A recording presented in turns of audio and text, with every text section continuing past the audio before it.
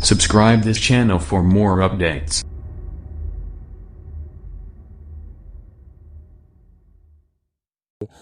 बहुत मुसीबत में मैं फंस चुका हूँ।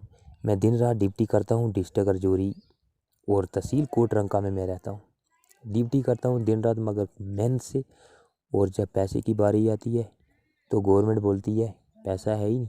12 वोचर का इन्होंने इशू बनाया है। तनवीर साहब को यही बोलना चाहता हूँ कि मैं एक हैंडीकैप आदमी हूँ। भगवान से प्रार्थना यही करता हूँ अल्लाह ताला से कम 2-3 महीने की हमें सैलरी चाहिए। तो मेरा बच्चा भी बीमार है, घर में बीबी बीमार है, क्या करूं, कैसे लेके जाऊं हॉस्पिटल में। जेब में कुछ है ही नहीं, 1 रुपया नहीं घर में खाने के लिए, तो कहाँ से पैसे लाएं और कहाँ जाऊं। बहुत बड़ी मुसीबत है। इसलिए मैं यही बोलना चाहता हूं तमाम सुनने वालों को कि कम से कम ये 12 वोचर का जो ड्रामा बना के गवर्नमेंट ने रखा है हमारे लिए, ये बंद करें और बहुत जल्द से जल्द कुछ ना कुछ करें। कम से कम मैं पिछले हफ्ते से बोल रहा हूँ, बीजेपी के रविंदर रैना को भी मैंने फ़ोन किया, उस देवेंद्र साहब को भी मैंने फ़ोन किया, जो पता नहीं बीजेपी के कांग्रेस के किसके हैं।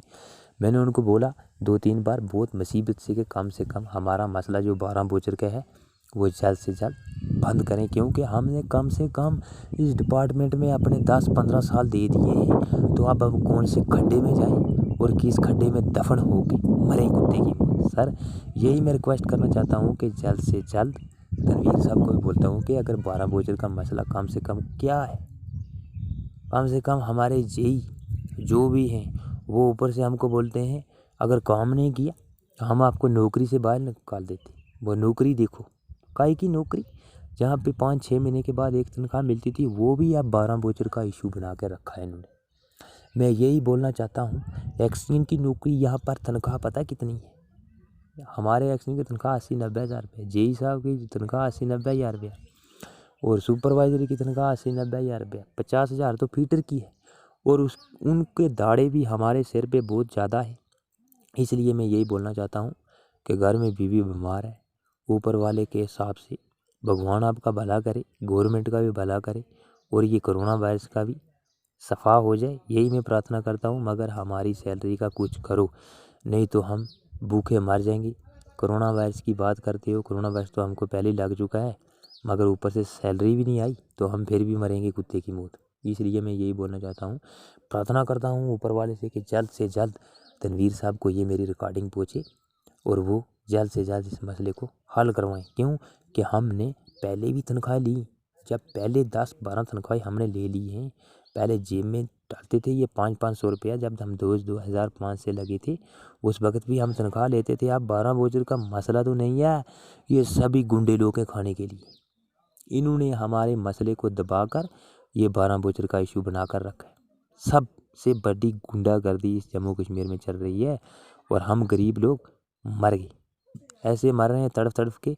कब बोलते हैं कि एक सैलरी पड़े तो हम तेल साबुन घर में लाएं और अपने बच्चे कम से कम को थोड़ी बहुत ही ज़िंदगी जिए। एक सैलरी के बारे में इतना अगर कोई तड़पने की कोशिश करता तो कम से कम कुछ न कुछ होता है। मैं यही बोलना चाहता हूँ कि वो जल्द से जल्द ये 12 वोचर का जो इशू है इसको ख़त्म करें, और हम भी कोई थोड़ी बहुत ही ज़िंदगी जो बची है, आधी तो हमने डिपार्टमेंट को दे दी, मगर आधी जो बची है कम से कम ये तो जी लें। कल तो जाना है इस दुनिया से जाना तो पड़ेगा, मगर खाली हाथ जाना पड़ेगा। इसलिए मैं तनवीर साहब को बोलता हूँ कि आप बड़े बड़े ऊपर वादे करते हो, कम से कम एक वादा तो निभाओ। हमारा 12 वोचर का जो इशू है ये तो ख़त्म करो। ये लाश शहर है मेरा, ज़िंदगी मिली तो क्या मिली, ज़िंदगी ने इतने दुख दिए कि फूलों पे सोया ना गया, दिल जल कर राख हो गया मगर आंखों से रोया ना गया। ये मेरी जितनी भी रिकॉर्डिंग है शेयर करो मेरे भाइयों, और कम से कम 2-3 महीने की सैलरी जो है हमारे अकाउंट में आ जाए, बहुत बड़ी नेकी की बात है। हमारे प्राइम मिनिस्टर जो मोदी जी हैं, मैं उनको भी यही बोलना चाहता हूँ कि हाथ बांध कर खड़ा हूँ, है मेरे भाई, कम से कम इतना तो गरीब का भला कर। आप बोलते हो जम्मू कश्मीर में मैं गरीब का भला करता हूँ, काहे का गरीब कुत्ते की मौत जहाँ था वहाँ ही मर रहा है, सड़ रहा है बेचारा। आपका इंतज़ार करते करते कभी ये डिपार्टमेंट में 10 साल से मैं लगा हूँ, कम से कम 10-12 साल हो गए मुझे काम करते। हैंडीकैप आदमी हूँ सर, रिक्वेस्ट करता हूँ आपसे कि सुबह जाता हूँ और शाम को घर आता हूँ, वापस फ़ोन करते हैं, हर कोई फ़ोन करता है कि वहाँ से पानी बंद वहाँ से पानी टूटा हुआ है, कॉलर टूटा हुआ है, वो जाकर मैं ठीक करता हूँ। घर पहुँचता हूँ, फिर फ़ोन आ जाता है गर्मी का मौसम आ रहा है, आगे जो है बहुत प्रॉब्लम है। अगर अब मैं पानी की तरफ दौड़ता रहा तो सैलरी ना आती रही तो मैं मर जाऊँगा। एक लाठी के सहारे में काम करता हूँ सर, झूठ नहीं बोलता। अगर बाजू में दम हो तो आदमी कुछ भी कर सकता है, मगर भगवान की कृपा से एक अधीन बंदा इतनी ड्यूटी करता है। अगर भाई दी भी तो गवर्नर साहब को भी मैं ये रिक्वेस्ट करता हूँ कि कम से कम कुछ ना कुछ करो, कुछ ना कुछ करो, नहीं तो हम मारे जाएंगे। क्या मरने के पीछे बचा क्या? एक बीबी लाई थी, वो भी बड़ी मुसीबत से लाई थी। यही मैं बोलना चाहता हूँ कि वो भी भाग जाएगी तो सैलरी वापस पड़ जाएगी, ये मुझे बताए। हैंडीकैप आदमी हूँ सर, रिक्वेस्ट है प्लीज़ कुछ ना कुछ करो। और ये रिकॉर्डिंग कम से कम शेयर करो मित्रों, जियोगे तब।